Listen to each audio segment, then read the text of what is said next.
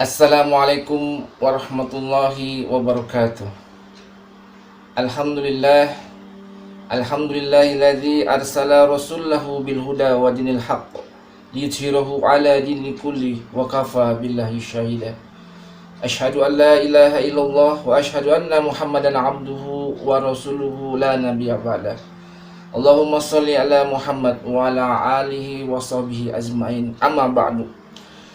Alhamdulillah, puji syukur kehadirat Allah Subhanahu wa taala, salawat salam terlimpah kepada baginda Nabi Muhammad sallallahu alaihi wasallam, para keluarga, para sahabat dan para pengikutnya ila yaumil akhir. Teman-teman jamaah MT Papas 53 yang dirahmati Allah, kalau ada satu pertanyaan, apa yang ada dalam kepala kita ketika kata Ramadan diucapkan? Tidak kita pungkiri, banyak di antara kita yang masih mengidentikan Ramadan dengan puasa. Apakah itu salah? Tentu tidak. Tapi tentu bukan hanya itu yang diinginkan Allah Subhanahu wa taala. Nah, untuk itu pada kultum kali ini izinkan Al-Fakir untuk menjelaskan bahwa keutamaan Ramadan tidak hanya ada pada perintah puasa semata. Yang pertama, bahwa Allah memang betul telah mewajibkan kita semua melalui wahyunya surat Al-Baqarah 183 yang sama-sama kita ketahui. Di situ Allah memerintahkan, hai orang-orang yang beriman, diwajibkan untuk kalian berpuasa sebagaimana telah diwajibkan kepada orang-orang terdahulu sebelum kamu. Tapi di situ harus kita ingat bahwa Allah belum mention kata Ramadan di ayat tersebut. Allah hanya memerintahkan orang-orang beriman untuk berpuasa. Dan sejarah telah mencatat bahwa kaum muslimin ketika itu berpuasa mengikuti tradisi atau kepercayaan yang ada sebelumnya, yaitu puasa 10 Muharram, Asyura, dan puasa Ayyamul Bid.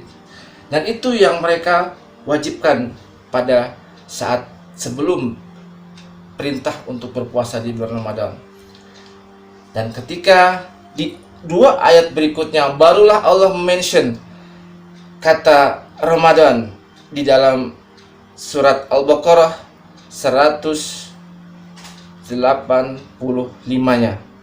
Di situ Allah menyebut baru Syahrul Ramadan, tapi ingat bahwa ketika Allah telah menyebut Syahrul Ramadan alladzi, yang disebut pertama kali adalah unzila fil Quran. Jadi Allah menyandingkan Ramadan yang utama adalah dengan Al-Quran. Baru setelah ayat berikutnya, sambungan dari ayat berikutnya, dan barang siapa yang menyaksikan adanya bulan tersebut, maka berpuasalah.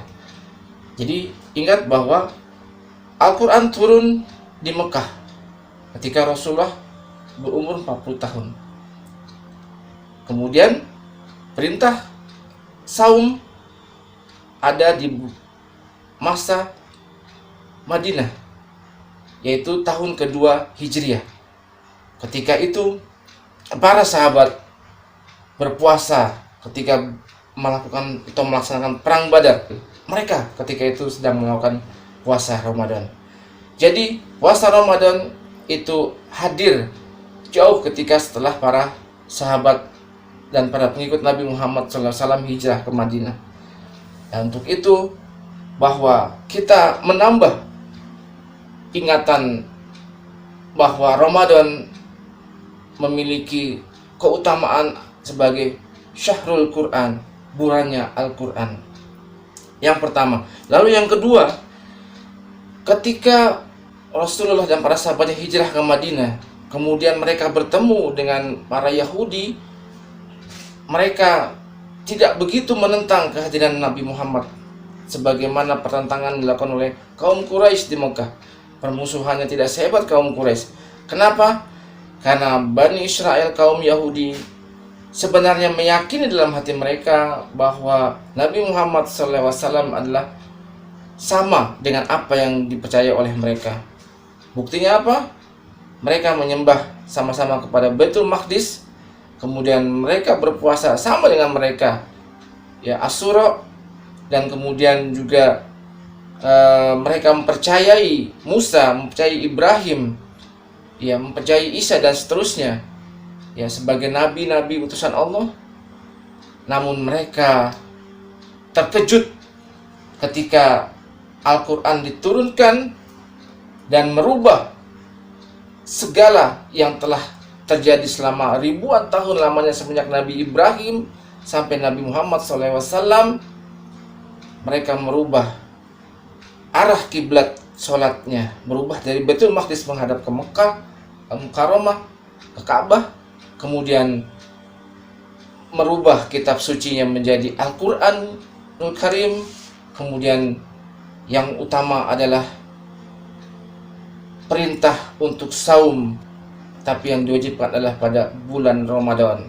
Kita berharap kita yang berada dalam bulan Ramadan 1441 Hijriah kali ini juga berharap bahwa Al-Quran dapat merubah diri kita, dapat merubah keluarga kita, dapat merubah negara kita menjadi peradaban yang lebih baik. Sebagaimana Al-Quran telah mampu merubah peradaban bangsa Arab yang tadinya tidak dipandang sebelah mata menjadi peradaban yang sangat mulia hanya dalam waktu 23 tahun.